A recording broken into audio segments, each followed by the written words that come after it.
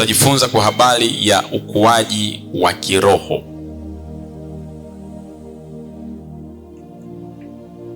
Kila mwanadamu ambaye amezaliwa mara ya pili, mwanadamu ambaye amempokea Yesu Kristo kwenye maisha yake ni kiumbe kipya. Amen. Na tunaposema ni kiumbe kipya, maana yake ni kiumbe ambacho hakijawahi kuwepo. Amen. Yaani wewe ni version ambayo tunasema ni limited edition, hauwezi ukaipata tena sehemu nyingine. Amina. Unapokuwa umempokea Yesu Kristo kwenye maisha yako, unakuwa kiumbe kipya. Kwa namna nyingine tunasema umezaliwa mara ya pili. Na kama umezaliwa mara ya pili, maana yake ni kwamba wewe ni kiumbe, ni kitoto kichanga ambacho kinakuwa kimezaliwa, ambacho kinahitaji chakula ili kiweze kukua. Amina, watu wa Mungu. Kwa hiyo kuna vitu ambavyo hichi kiumbe kipya kinavihitaji ili kusudi kiweze kukua, ili uweze kuelewa ufalme ambao wewe upo sasa hivi. Unapaswa ukue katika huo ufalme. Amen, watu wa Mungu. Unapokuwa umempokea Yesu Kristo kwenye maisha yako, wewe unakuwa kiumbe kipya. Na ndio maana anasema ya kale yamepita, tazama yamekuwa mapya. Kwa hiyo ni makosa kabisa mtu mwingine kuja kukudefine maisha yako kutokana na mambo ya zamani, kwa sababu wewe sio yule mtu wa zamani, wewe ni mtu mpya. Amen, watu wa Mungu. Kama kuna mtu bado anakuletea yale mambo ya zamani, mwambie kule mimi nilishatoka muda mrefu, na yule unayemfahamu wa kipindi kile sio unayemuona sasa hivi, kwa sababu nimekuwa kiumbe kipya na mwilini mwangu nimezivaa chapa za Yesu Kristo. Amen, watu wa Mungu. Ukisoma katika kitabu cha Wakorintho wa pili sura ya 5 ule mstari wa 17, Biblia inasema kwamba hata imekuwa mtu akiwa ndani ya Kristo amekuwa kiumbe kipya, ya kale yamepita, tazama yamekuwa mapya. Huyu kiumbe kipya maana yake ni kwamba ni kiumbe ambacho hakijawahi kuwepo kabisa, ni generation nyingine. Amen. Ndio maana huwa naambia kwamba tunaita ni uzao wa Yesu Kristo, kwa sababu ni kiumbe ambacho hakijawahi kuwepo kabisa. Amen. Rangi yako inaweza kubaki ile ile, kimo chako kikabaki kile kile, kama ni mfupi ukabaki kwa mfupi, kama ni mrefu ukaendelea kwa mrefu, kama ni mweupe ukaendelea kwa mweupe, lakini tambua kwamba ndani yako ni kiumbe kingine kabisa ambacho hakijawahi kuwepo. Na hapa neno la Mungu lipo kwa ajili ya kutufundisha namna ambavyo hichi kiumbe kipya kinapaswa kuishi. Ukishaanza kuelewa maisha ya kwenye huo ufalme wa Mungu, ukaelewa mamlaka ulionayo, ukaelewa vipawa ulivyo navyo, ukaelewa vitu ambavyo Bwana amekukirimia, ukajua namna ya kuvitumia, maana yake sasa Mungu anaanza kujifunua ndani yako. Amina, watu wa Mungu. Mungu anaanza kujifunua ndani yako. Kwa namna nyingine ni kwamba wewe umeshaanza kuuelewa ufalme ambao wewe upo. Kwa hiyo umeanza kuukulia huo ufalme ambao upo, then Mungu anaanza kujifunua ndani yako. Biblia inasema katika kitabu cha Wakolosai sura ya 1 mstari wa 13, anasema alituhamisha kutoka katika nguvu za giza akatuleta katika ufalme wa mwana wa pendo lake, ambalo umo ndani tunao msamaha wa dhambi. Amen, watu wa Mungu. Yaani kinachotokea kwenye maisha yetu ya kiroho ni pale unapompokea Yesu, unatoka kwenye ufalme mwingine unaingia kwenye ufalme wa Mungu. Hapa kwenye ufalme wa Mungu kuna namna ya maisha ambayo unatakiwa kuishi kwenye ufalme wa Mungu, ili huu ufalme wa Mungu uwe dhahiri kwako. Kwa namna nyingine ni kwamba unaweza ukawa kwenye ufalme wa Mungu, ila mambo ya Mungu usipoyajua hayawezi kutokea kwako. Lakini pia anasema huku kwa Yesu Kristo tunapata akili ya Mungu. Mwambie jirani yako, akili ya Mungu, the mind of God. Tunaipata akili ya Mungu tunapokuwa ndani ya Kristo. Kwa hiyo kama umekuwa ndani ya Kristo, maana yake ni kwamba vitu vyote ambavyo amevisema kwamba atawapa watoto wake kwenye ufalme wake, kitu kimoja unapokijua unakichukua. Kama kuna kingine hujakijua, maana yake hicho kitu hakiwezi kuwa na manufaa kwako. Amen. Unajua kuelewa ni tofauti na kusikia. Ninaweza nikawa nazungumza hivi ila unielewe. Lakini siku ambayo utaelewa kwamba kumbe ndicho kitu ambacho Yesu amefanya kwenye maisha yangu, kumbe hata kufanyiwa hivi ni kuonewa, kumbe hata kufanya, siku utakayogundua ndio siku ambayo hilo eneo umepona. Kwa hiyo kuna maeneo mengi kwenye maisha ya watu wanaendelea kuumia, wanaendelea kukandamizwa, wanaendelea kuteseka kwa sababu bado hilo eneo hawajapata maarifa, bado hawajaelewa. Amina, watu wa Mungu. Ndio maana niko mahali hapa kwa ajili ya kupa maarifa, kwa ajili ya kupa ufahamu wa akili ya Mungu kwenye maisha yako. Biblia inasema kwamba mtoto hata kama ni mrithi hawezi kupata vile vitu. Yaani kama baba yako amekufa na mama yako amekufa, alafu amekuachia mali nyingi, huwezi kuzitunza zile mali. Lazima awepo mtu mwingine msimamizi ambaye atahakikisha kwamba utakuwa mkubwa alafu uweze kusimamia vile vitu. Kwa hiyo hata kama ni mkuu, hata kama ni mtoto ndio mali zote umepewa, kama bado haujakuwa hautaweza kuzisimamia hizo mali. Kwa hiyo ndio maana Mungu anataka na sisi tukue kiroho ili aweze kutuamini kwenye mambo makubwa. Mwambie jirani yako, kuwa kiroho. Ulishapewa kila kitu. God has given you everything. Yes. Mungu alishakupa kila kitu. Anachotaka ni wewe kukua kiroho ili ajue kwamba unaweza ukaaminiwa, sasa ukakabidhiwa. Ukuaji wa kiroho hutegemea ulaji wa chakula cha kiroho ambacho ni neno la Mungu. Amen. Ili uweze kukua kiroho unatakiwa kula chakula. Mtoto anapokuwa amezaliwa haanzi kula baada ya kuzaliwa. Nisikilize watu wa Mungu. Bwana Yesu asifiwe sana. Mtoto anaanza kula akiwa tumboni. Kile chakula ambacho mama anakula ndicho ambacho mtoto anakipata akiwa tumboni. Na baada ya kuzaliwa anaendelea kunyonya kwa mama ili kusudi aendelee kukua. Unafikia wakati ambao, sikilize vizuri, unafikia wakati ambao yule mtoto anaachishwa kunyonya, anaanza kupewa chakula kingine kinaitwa chakula kigumu. Amen. Process kitaalamu wanaita weaning. Yaani mama anaacha kumnyonyesha mtoto, au tunasema kabla hajaacha kumnyonyesha anamuingizia chakula kingine ambacho ni tofauti na kile kinachotoka kwa mama. Amen. Sasa kuna watu kiroho bado wananyonya. Amen. Pokea chakula kigumu katika jina la Yesu. Uache kunyonya. Mwambie jirani yako, acha kunyonya. Kula chakula kigumu.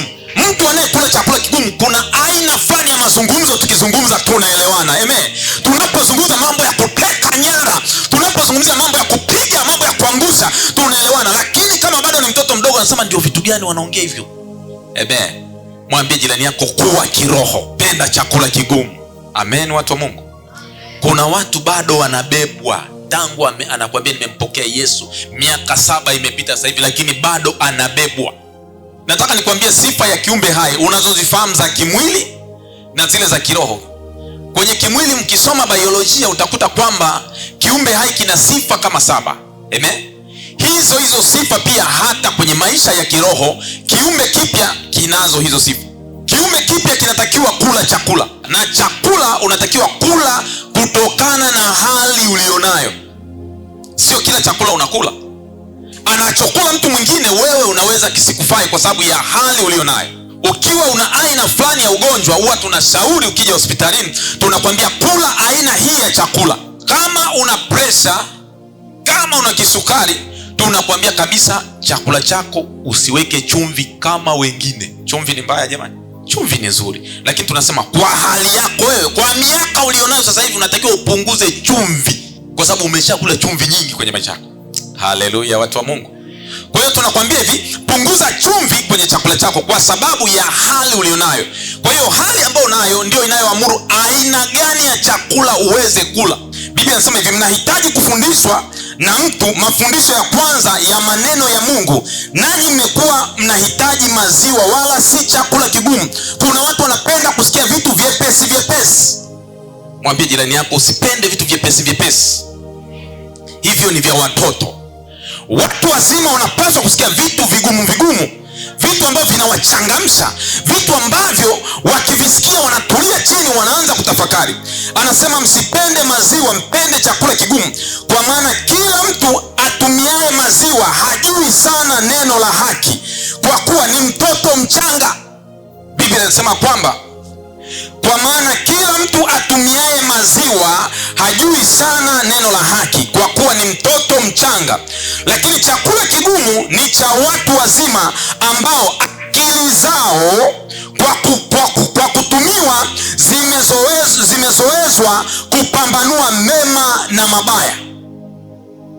Amen, watu wa Mungu. Lazima tupende chakula kigumu. Unapopenda chakula kigumu, utaona Mungu anakushirikisha mambo mengi, kwa sababu anajua tayari wewe kuna matokeo fulani ambayo utakwenda kuyaachilia. Amen. Lakini pia sifa nyingine ya kiumbe hai ambacho tunajua kitakuwa kinakula chakula, lakini sifa nyingine ni kwamba kinatoa taka mwili. Amen. Taka mwili ni uchafu ambao unazalishwa ndani ya mwili, unatakiwa kutolewa nje. Ndio maana unaitwa taka mwili, kwa sababu chanzo chake ni ndani yako. Kwa hiyo uchafu unatakiwa utoke nje. Sasa kwenye maisha ya kiroho vipo vitu ambavyo unaweza ukavitengeneza mwenyewe ndani yako, lakini unapaswa kuviacha. Amen. Kuna vitu ulijifunza sio sahihi, lakini unapaswa kuviacha kwa sababu umekuwa. Hatutegemei kumwona mtu wa miaka 20 anasema mma. Hatutarajii kumwona mtu wa miaka 20 naye anakwambia mchungaji naomba mma. Kwanza unaweza kumtia kofi. Unamwambia usilete utoto hapa, si ndio utakamwambia? Kwa sababu naambia wewe kwa umri ulionao unatakiwa ujue kutamka maneno. Amen. Mtu wa miaka 20 utakiwa kusema mma. Ukishafikia miaka 5, tusikusikie unasema mma, sema maji. Kwa hiyo kuna lugha ambayo tunatarajia kuiona kwako hata wewe ambaye umeamua kumfuata Yesu Kristo. Kuna vitu ambavyo ulijifunza unatakiwa uviache kwa sababu sio sahihi. Amen. You have to unlearn some things. Kuna vitu ulijifunza lakini unatakiwa uviachie kwa sababu vile vitu havifai tena. Amen. Useme mimi nachojua ni hivi. Hapana, wakati umefika sasa hivi haupaswi kutumia hicho kitu. Kiachilie uende hatua nyingine. Be flexible. Uwe unafundishika, unaona kabisa hichi kitu sio sahihi. Mbona kila mtu analalamika kwenye eneo? I have to work on it. Amen. Nimeshawaambia mara nyingi, usiwe una tabia mbaya mbaya ajabu ajabu, unakaa unasema kwamba yupo mtu atakuja tu. God is having someone somewhere ambaye atavumiliana na hiki kitu. Hakuna mtu anayevumilia vitu vibaya. Amen. Mungu anatupa chance watu wote ya kutengeneza. Kila siku unatakiwa ujishape. Amen. Kila siku unapaswa kujitengeneza. Kila siku unapaswa kujinoa. Ukishajua kwamba kwenye eneo fulani siko vizuri, ni ushindi namba 1. Unajua kuna baadhi ya matatizo ukiwa nayo ujigundua ni kazi. Sasa ukishaona umeshagundua kwamba ile eneo lina tatizo, maana yake tayari wewe una ushindi, una uwezo wa kubadilika, ni opportunity. Amen. Kuna mambo anahitaji mtu mwingine anayekupenda ndio akwambie. Japo akwambia anakuwa ni maneno mabaya sana, lakini afadhali umshukuru hata huyo. Unaweza kukuta una miaka hata 20 unanuka mdomo, hamna anayekwambia. Hallelujah. Nimewapa mfano ili muweze kunielewa. Inahitaji ujasiri sana mtu kuja kukuambia aisee unanuka mdomo. Watu wengi watakuwa wakikutana na wetu wanajikaza, wanaangalia pembeni, au unakuta anacheka kama anasogea pembeni. Yaani ni namna fulani wamejifunza kuishi na wewe ila wataki kukusaidia. Hallelujah. Bwana Yesu asifiwe sana. Na kwa sababu huelewi kama unanuka mdomo, hata wakati wa kuja unacheka, unasema sasa hapa hisi kama amefungua shimo la taka huyu. Amina. Inahitaji mtu ambaye ana upendo kwamba bwana mimi nitamwambia liwalo na liwe, ila nimsaidie hapa. Sasa ndugu yangu kiambiwa unavyowaka. Bwana Yesu asifiwe sana. Wakati mwingine wanatafuta namna ya kukwambia. Unakuta ni birthday yako anakuletea dawa ya mswaki. Kumbe ni lugha. Bwana Yesu asifiwe sana. Mwambie jirani yako kila zawadi huwa ina ujumbe nyuma yake. Mpigie Bwana Yesu. Amen. Wakati mwingine unaona anakuletea perfume, jiongeze. Kwamba hivi haoni kingine cha kuletea isipokuwa hii. Ni ujumbe nyuma. Utaona kwenye mazungumzo anakuambia umewahi kutumia perfume ya aina fulani hivi. Kumbe nataka useme sina ya hiyo ile wakuletee ili angalau wajinusuru. Amen. Kwa hiyo unapoona kuna eneo fulani haujakaa vizuri, yani usipuuzie jinsi ambavyo unahusiana na watu. Usipuuzie. Amen. Kwa sababu kuna wengine wanashindwa kukuambia ukweli, ila wanachokifanya ni kutengeneza namna ya kuishi na wewe, huku wewe ukiendelea kubaki vile vile. Akitokea mmoja amezungumza kitu hujawahi kukisikia popote kuhusiana na wewe, usikae kimya. Yawezekana huyu anawakilisha kundi la watu wengi ambao wanajikaza hawawezi kuzungumza na wewe. Kwa hiyo tunapozungumza kwamba mtu anakuwa, maanake kuna vitu tunatarajia kuviona vinabadilika. Namna yako ya kuzungumza, namna yako ya kuona mambo na kuchukulia mambo inabadilika, na namna yako pia ya kuvaa. Kuna nguo za kitoto, wewe hauvai tena za kitoto, unavaa za kiutu uzima. Majukumu ambayo unabeba sio ya kitoto tena, ni majukumu ya kiutu uzima. Ukishaona unaanza kujisikia kuwabeba watu wengine kwenye maombi, tayari umeanza kukua, umeanza kuwa na uwezo wa kubeba majukumu. Yaani kuna mtu yeye akikaa anajiombea tu yeye mwenyewe, haombei baba yake, haombei mama yake, haombei kaka yake, yaani haombei ndugu yake tu. Anaambia Mungu, mimi unikumbuke tu, mimi mambo yangu yaende vizuri na nini. Amemaliza, kwa sababu bado ni mchanga kiroho. Amen, watu wa Mungu. Watu ambao wamekuwa kiroho wana uwezo wa kubeba majukumu ya watu wengine pia. Wanaweza kubeba majukumu ya ukoo, majukumu ya familia, majukumu ya hata eneo alilopo. Yaani hata watu waliojisahau, wewe bado una uwezo wa kuwakumbuka kwa sababu ya umri wa kiroho ambao unakuwa nao. Amen. Lakini pia hawa viumbe hai wa kiroho, na maanisha wewe hapa unatakiwa uwe unakuwa. Yaani ulivyokuwa jana na leo unatakiwa iwe tofauti. Na maanisha huku ndani, huyo mtu wa ndani. Nimeshawaambia mara kadhaa, tunapozungumzia mchungaji Joshua, siye huyu nayemuona, huu ni mwili nimepewa.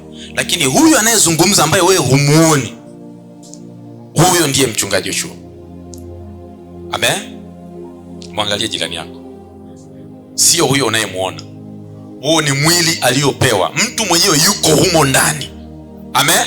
Kwa tunapozungumzia ukuaji au komavu wa kiroho, tunamzungumzia huyo mtu wa ndani, kwa sababu huyo mtu wa ndani ndiye ambaye ana uwezo wa kuathiri mambo mengine ya nje. Amen. Huyo mtu wa ndani akichoka, ndio utaona mtu pamoja na mwili wake anakuambia, yani mimi sina nguvu ya kufanya jambo lolote sasa hivi. Kwa nini? Kwa sababu yule mtu wa ndani amechoka. Yule mtu wa ndani akiwa na nguvu, hata kama nje huko kuna kamwili kadogo, utaona mambo anayofanya ni makubwa sana.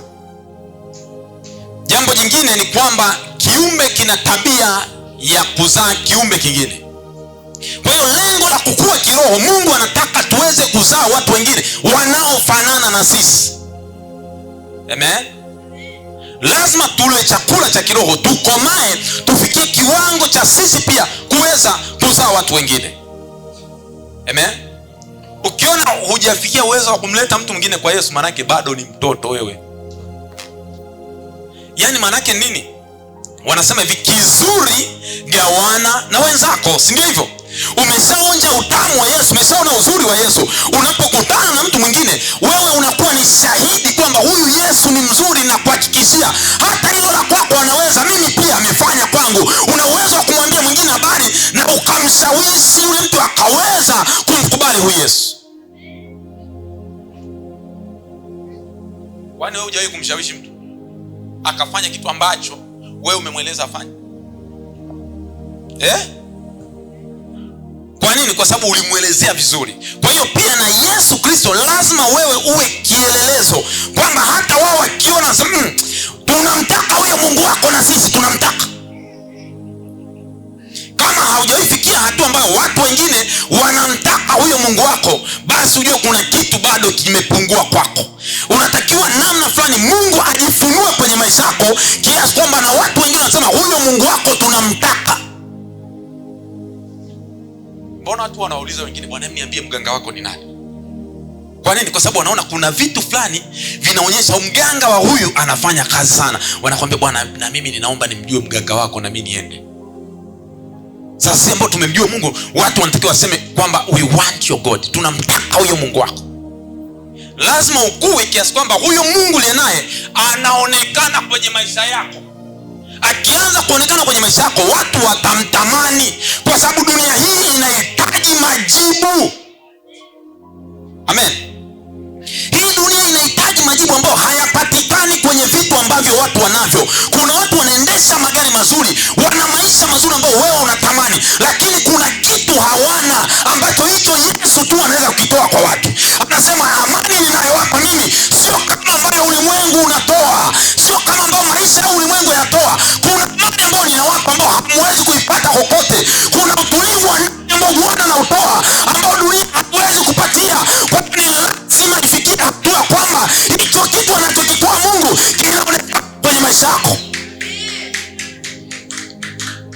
Yesu asifiwe sana. Unajua mtoto wa Mungu anaweza kalala njaa, chakula hana, kuna wakati mwingine anaweza kapitia mapito fulani, lakini mtoto wa Mungu hawezi kukanyagwa na mchawi. Kwa nini? Kwa sababu kuna kitu fulani ambacho ni kinamtambulisha huyu mtoto wa Mungu kwamba pamoja na kwamba hana chakula, ukamnyanyasa shetani, pamoja na kwamba hana chakula, ila mapepo hamwezi kumnyanyasa mtoto wa Mungu. Haleluya. Anaweza kavaa nguo za mwaka jana, hana nguo mpya, lakini roho huwezi kumgusa ovyo ovyo, kwa sababu anaitwa mtoto wa Mungu.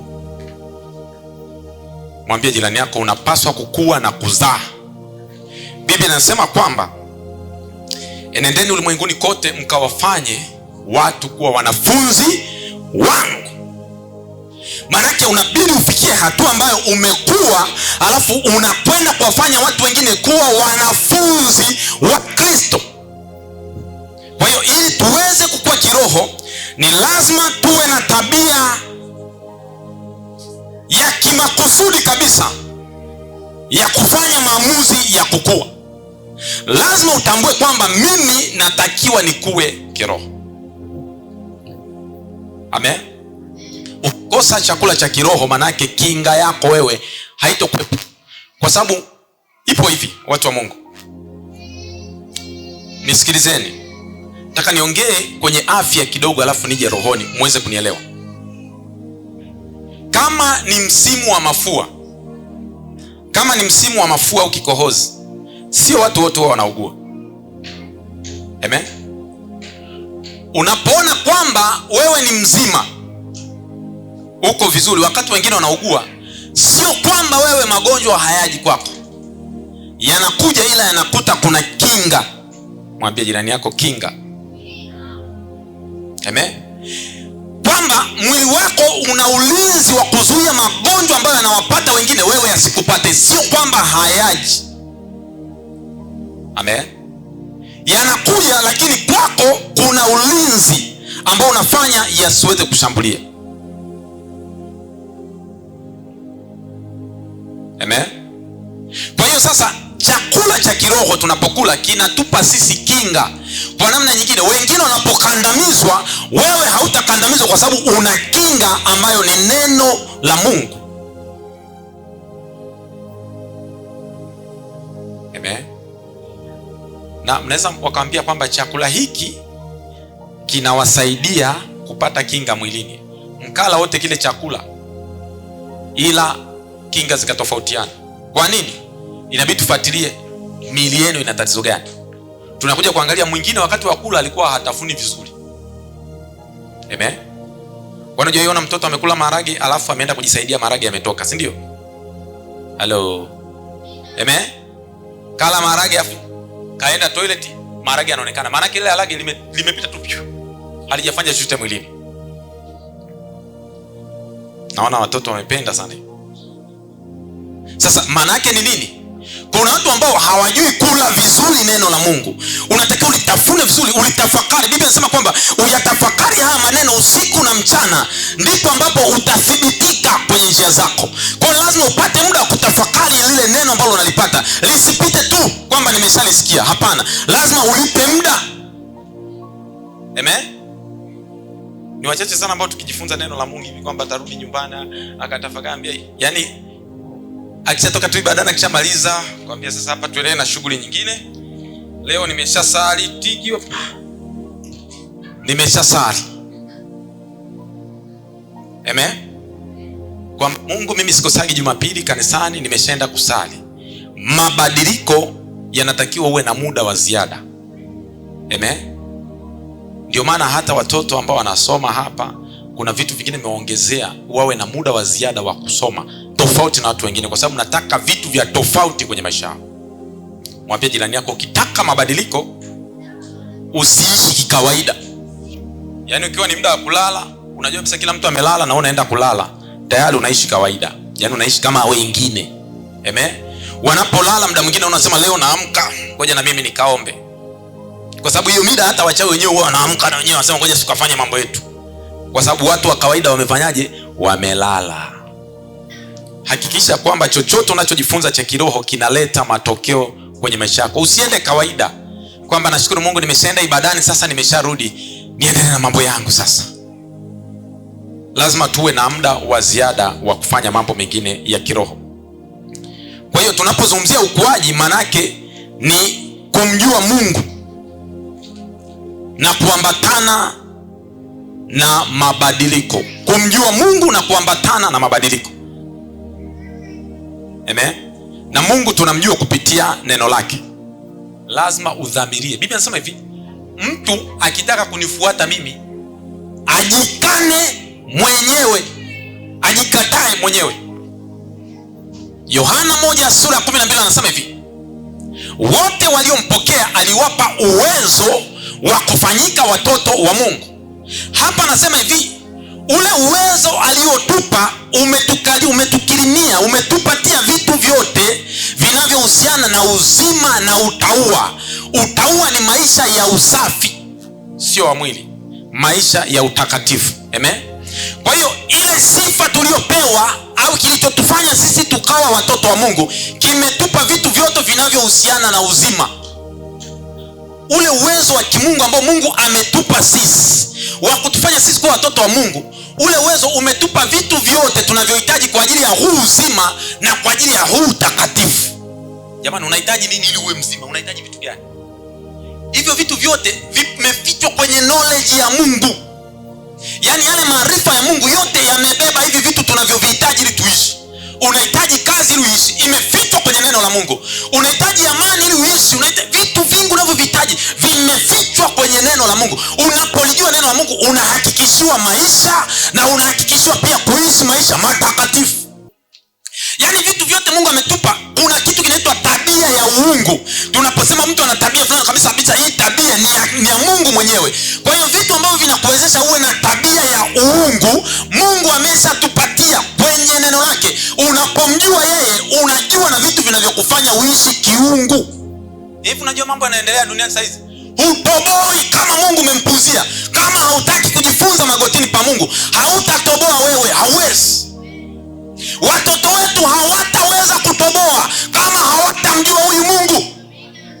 Ndio maana anasema yote tumepewa ili kusudi tuweze kuishi kwenye hii dunia yenye uharibifu. Kwa uharibifu uliopo sasa hivi, bila Mungu hatuwezi. Watoto wetu hawataweza bila huyu Mungu. Tukitaka vizazi vyetu vipone, wampende Mungu, waweze kuwa salama, ni lazima sisi wenyewe tuonyeshe kwamba tunamtaka huyu Mungu. Lazima ifikie hatua mtoto siku moja nakwambia, mama, I want to know your God. Nataka nimjue huyo Mungu wako. Amen. Hallelujah. Usije ukasema nikishaanza kuwa na familia ndo nitaanza sasa kuanza kusoma neno la Mungu ili na watoto wangu waje. Anza sasa hivi wakati huna chochote. Amen.